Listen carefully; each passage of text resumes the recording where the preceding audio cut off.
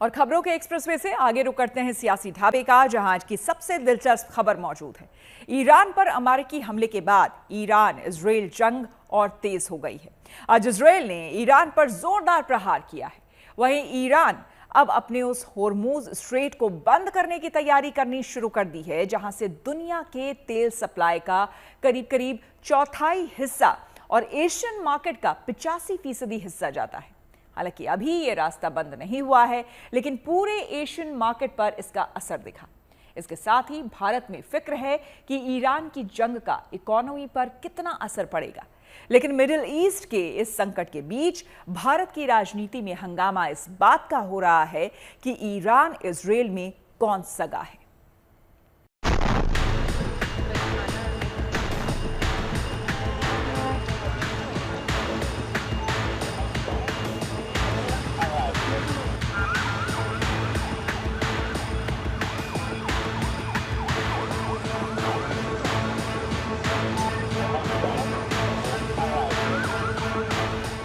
Israel के अशडोद शहर में हुए हमले के बाद वहां कैसी अफरा तफरी मची, ये तस्वीरें इसकी गवाही दे रही हैं।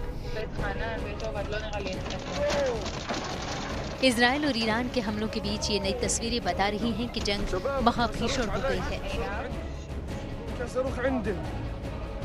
इजराइल के अलग अलग हिस्सों में खैबर, शाकान, इमद, कद्र और फतेवन मिसाइलों से हमला किया गया।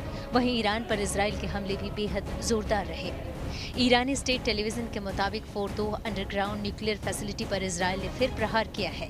यही नहीं, इजराइल के हवाई हमले ईरानी रेड क्रिसेंट हेडक्वार्टर बिल्डिंग पर भी हुए। हालात बता रहे हैं कि मिडिल ईस्ट का तनाव चरम पर है और ये परिस्थिति भारत के लिए बड़ी चुनौती है।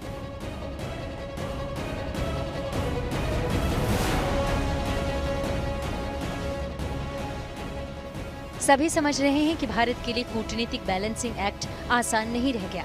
ऐसे वक्त भी कांग्रेस की नजरें खास वर्ग को खुश करने पर है। महासचिव जयराम रमेश का ये बयान देखिए, जिसमें कहा गया, भारतीय राष्ट्रीय कांग्रेस ईरान के साथ तत्काल कूटनीति और वार्ता की पूर्ण अनिवार्यता को दोहराती है।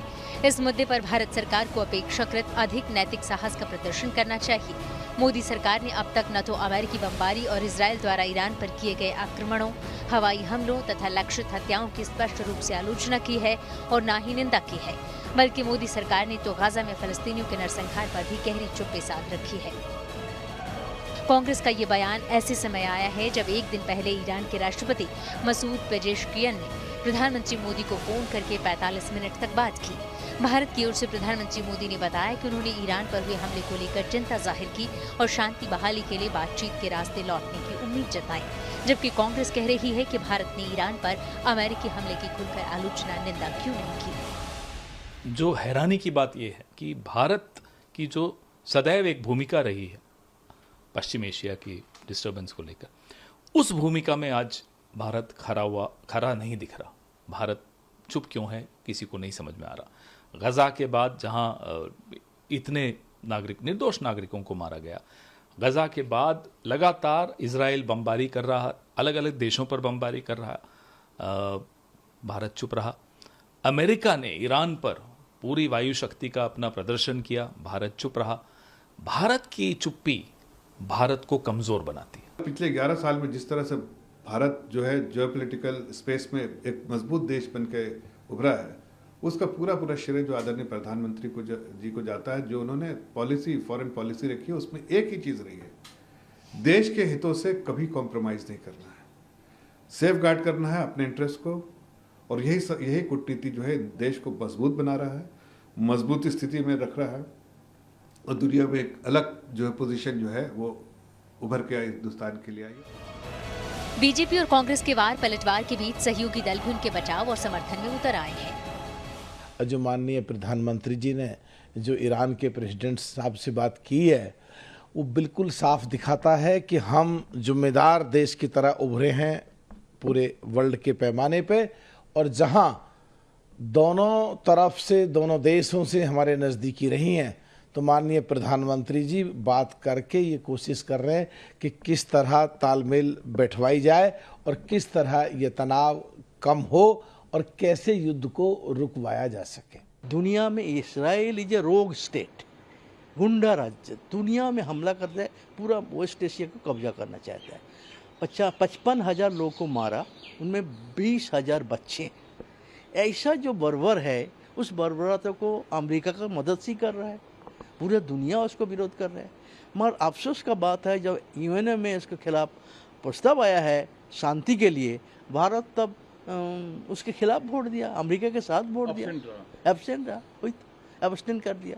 तो बार भारत का पोजीशन पॉजिटिव होता है, मजलूम के पक्ष में, दलित अत्याचारी के पक्ष में, आक्रमणकारी के खिलाफ ये पोजीशन होता था। आज भारत के जो पोजीशन है बहुत क्लियर नहीं है। ईरान इजराइल युद्ध और इससे पहले इजराइल गाजा जैसे मसलों पर भारत को बहुत सधी हुई रणनीति की जरूरत है, क्योंकि इजराइल, ईरान और फिलिस्तीन तीनों के साथ भारत के अपने राष्ट्रीय हित हैं। इस बीच मौजूदा ईरान इजराइल युद्ध में ट्रंप के शामिल हो जाने के बाद असली कूटनीति रूस और चीन के रुख पर निर्भर हो गई है। वहीं ईरान के विदेश मंत्री अब्बास अरागची से मुलाकात के बाद रूस के राष्ट्रपति व्लादिमीर पुतिन ने ईरान के सुप्रीम लीडर अयातुल्ला खामेनेई को शुभकामनाएं भेजी। दरअसल भारत ने इजराइल ईरान युद्ध की शुरुआत से ही निरपेक्ष रहकर शांति की अपील करने का रास्ता अख्तियार किया है, क्योंकि दोनों ही देशों से भारत के सांस्कृतिक, पारंपरिक, आर्थिक और सामरिक हित जुड़े हुए हैं। Bureau report, good news today.